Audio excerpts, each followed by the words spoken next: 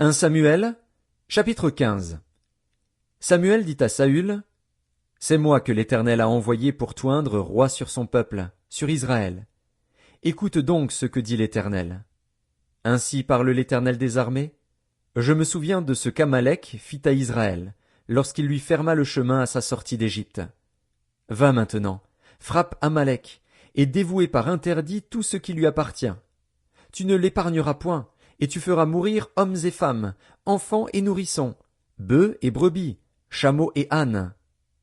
Saül convoqua le peuple, et en fit la revue à Télaïm. Il y avait 200 000 hommes de pied, et 10 000 hommes de Juda. Saül marcha jusqu'à la ville d'Amalek, et mit une embuscade dans la vallée. Il dit aux Kéniens, Allez, retirez-vous, sortez du milieu d'Amalek, afin que je ne vous fasse pas périr avec lui. Car vous avez eu de la bonté pour tous les enfants d'Israël lorsqu'ils montèrent d'Égypte. Et les Kéniens se retirèrent du milieu d'Amalek. Saül battit Amalek depuis Havila jusqu'à Shur, qui est en face de l'Égypte. Il prit vivant Agag, roi d'Amalek, et il dévoua par interdit tout le peuple en le passant au fil de l'épée. Mais Saül et le peuple épargnèrent Agag, et les meilleures brebis, les meilleurs bœufs, les meilleures bêtes de la seconde portée, les agneaux gras, et tout ce qu'il y avait de bon. Ils ne voulurent pas le dévouer par interdit, et ils dévouèrent seulement tout ce qui était méprisable et chétif. L'Éternel adressa la parole à Samuel, et lui dit, Je me repens d'avoir établi Saül pour roi, car il se détourne de moi et il n'observe point mes paroles. Samuel fut irrité, et il cria à l'Éternel toute la nuit. Il se leva de bon matin pour aller au-devant de Saül. Et on vint lui dire, Saül est allé à Carmel, et voici, il s'est érigé un monument. Puis il s'en est retourné, et, passant plus loin, il est descendu à Gilgal. Samuel se rendit auprès de Saül, et Saül lui dit, Sois béni de l'Éternel, j'ai observé la parole de l'Éternel. Samuel dit, Qu'est-ce donc que ce bêlement de brebis qui parvient à mes oreilles, et ce mugissement de bœufs que j'entends? Saül répondit, Ils les ont amenés de chez les Amalécites, parce que le peuple a épargné les meilleures brebis et les meilleurs bœufs, afin de les sacrifier à l'Éternel, ton Dieu. Et le reste, nous l'avons dévoué par interdit. Samuel dit à Saül, Arrête, et je te déclarerai ce que l'Éternel m'a dit cette nuit. Et Saül lui dit, Parle. Samuel dit, Lorsque tu étais petit à tes yeux, n'es-tu pas devenu le chef des tribus d'Israël, et l'Éternel ne t'a-t-il pas oint pour que tu sois roi sur Israël?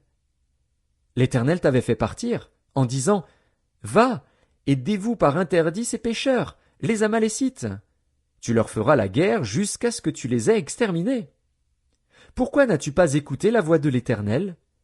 Pourquoi t'es-tu jeté sur le butin, et as-tu fait ce qui est mal aux yeux de l'Éternel?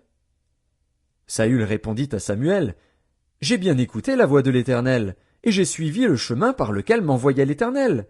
J'ai amené Agag, roi d'Amalek, et j'ai dévoué par interdit les Amalécites. Mais le peuple a pris sur le butin des brebis et des bœufs, comme prémisse de ce qui devait être dévoué, afin de les sacrifier à l'Éternel, ton Dieu, à Gilgal. Samuel dit, L'Éternel trouve-t-il du plaisir dans les holocaustes et les sacrifices, comme dans l'obéissance à la voix de l'Éternel? Voici, l'obéissance vaut mieux que les sacrifices, et l'observation de sa parole vaut mieux que la graisse des béliers. Car la désobéissance est aussi coupable que la divination, et la résistance ne l'est pas moins que l'idolâtrie et les téraphins. Puisque tu as rejeté la parole de l'Éternel, il te rejette aussi comme roi. Alors Saül dit à Samuel, J'ai péché, car j'ai transgressé l'ordre de l'Éternel, et je n'ai pas obéi à tes paroles. Je craignais le peuple, et j'ai écouté sa voix. Maintenant, je te prie, pardonne mon péché, reviens avec moi, et je me prosternerai devant l'Éternel. Samuel dit à Saül, Je ne retournerai point avec toi, car tu as rejeté la parole de l'Éternel, et l'Éternel te rejette, afin que tu ne sois plus roi sur Israël. Et comme Samuel se tournait pour s'en aller, Saül le saisit par le pan de son manteau qui se déchira. Samuel lui dit, L'Éternel déchire aujourd'hui de dessus toi la royauté d'Israël, et il la donne à un autre, qui est meilleur que toi. Celui qui est la force d'Israël ne ment point et ne se repent point, car il n'est pas un homme pour se repentir. Saül dit encore, J'ai péché. Maintenant je te prie, honore-moi en présence des anciens de mon peuple et en présence d'Israël. Reviens avec moi, et je me prosternerai devant l'Éternel, ton Dieu.